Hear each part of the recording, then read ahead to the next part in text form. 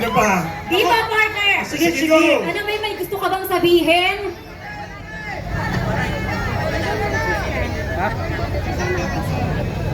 Laban tayo para kay Duterte! Nauwi na din ang ICC!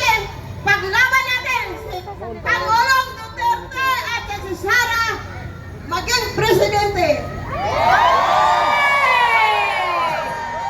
Maraming salamat, Duterte! So ito si tatay para magbigay ng mensahe dito ako Duterte! Ito pa. Ay! Kamukha ko to Kamukha ko Anong mensahe po? Parang kambal kami. Tingnan mo. Hello!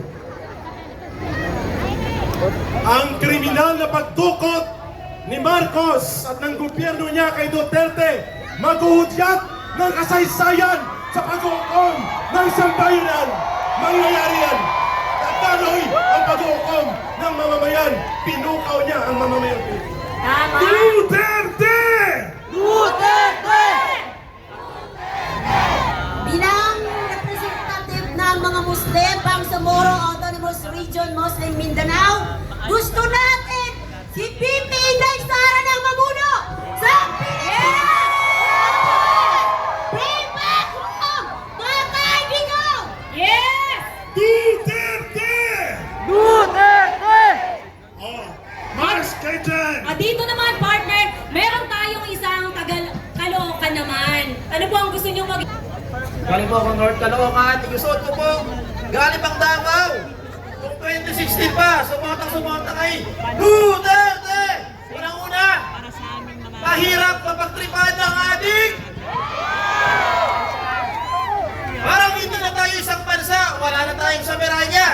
Mga Pilipino, kailan ba tayo kikilos? Kung hindi ngayon, kailan ba? Duterte! So ano bang sasabihin ko?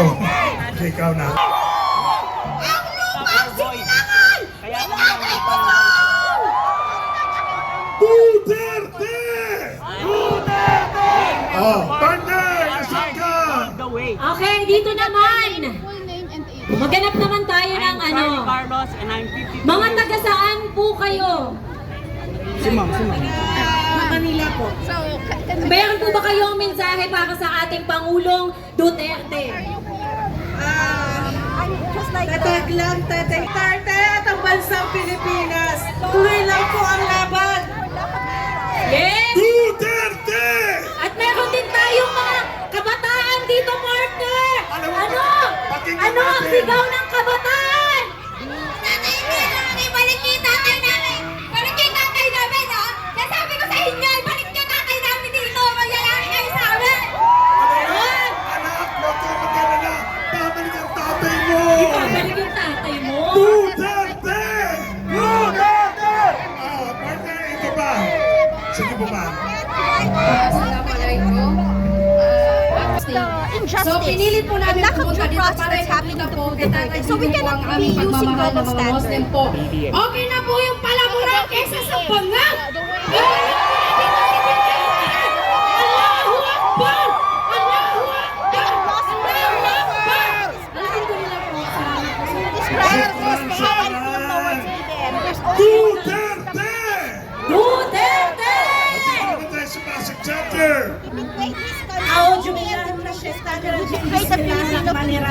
I'm from Maguindanao del Sur, National Alliance of Muslim Community of the Philippines, Pasig Chapter. Nagkaisa po sila at kami ng mga Moro para iuwi si Tatay Digong. Bring him home!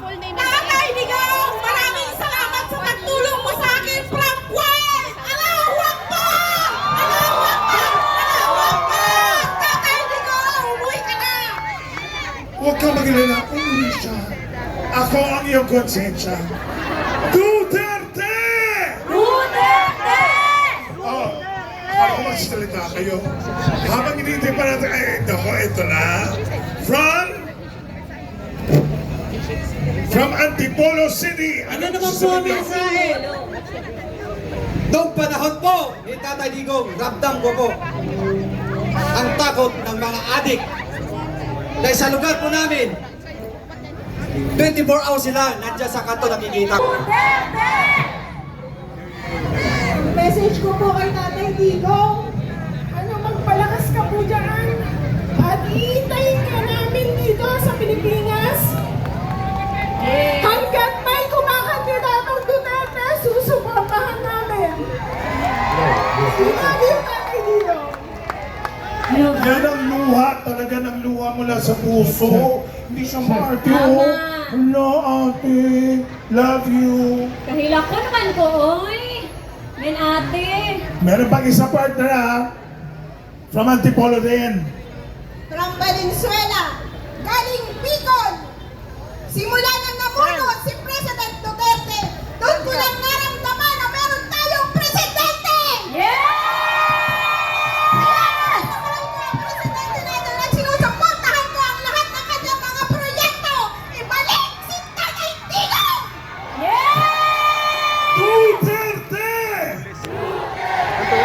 Halika na. Meron pang isa dito. Ay, parang kapatid ko rin. May isa ka pa dyan, partner? Para sa akin, tama na yung ginawa ni Marcos kay Duterte. Ginamit niya si Sara para makapasok siya ng gobyerno. Ginamit niya si Sara, makapasok sa gobyerno. Tinuloy niya ang kanyang mga plano para kagaya dati. Kaya, mahal na Pangulong Presidente, suportado kami sa inyo.